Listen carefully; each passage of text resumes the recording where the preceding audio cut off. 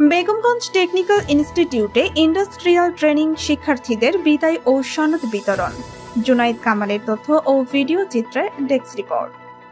বেগমগঞ্জ সরকারি technical school and কলেজের computer বিভাগের এসএসসি 2025 শিক্ষার্থীরা প্রতিবারের মতো এবারও 2 মাস ব্যাপী ইন্ডাস্ট্রিয়াল ট্রেনিং বেগমগঞ্জ টেকনিক্যাল ইনস্টিটিউটে অনুষ্ঠিত হয়। ট্রেনিং শেষে বৃহস্পতিবার দিনব্যাপী স্কিল পলিটেক ইনস্টিটিউট মাইলস্তি রোড বেগমগঞ্জ ক্যাম্পাসে ক্রীড়া প্রতিযোগিতা হয়। পরে বেগমগঞ্জ টেকনিক্যাল ইনস্টিটিউটের কোঅর্ডিনেটর সাবেদ আবদুল্লাহ সঞ্চালনায় প্রতিষ্ঠানের চেয়ারম্যান ডাক্তার রৌশন আক্তার শিলার সভাপতিত্বে বক্তব্য শেষে বিজয়ীদের মাঝে পুরস্কার বিতরণ করেন।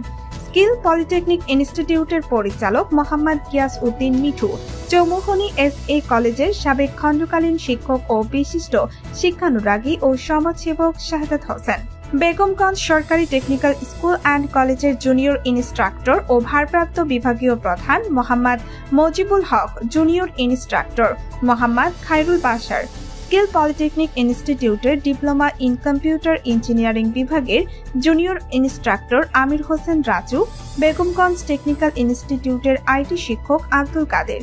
এই সময় বক্তারা কারিগরি শিক্ষার গুরুত্ব তুলে ধরে বলেন, বর্তমান যুগে গতানুগতিক শিক্ষার চেয়ে কারিগরি শিক্ষার মূল্য বেশি এবং শিক্ষার্থীদের আগামী দিনে পলিটেকনিক ইনস্টিটিউটের উচ্চ শিক্ষা নিয়ে দেশ ও জাতির অর্থনৈতিক উন্নয়নে অবদান রাখবে।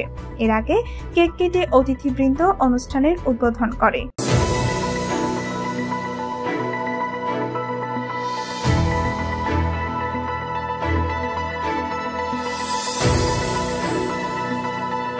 আপনারা দেখছেন যুব টিভি।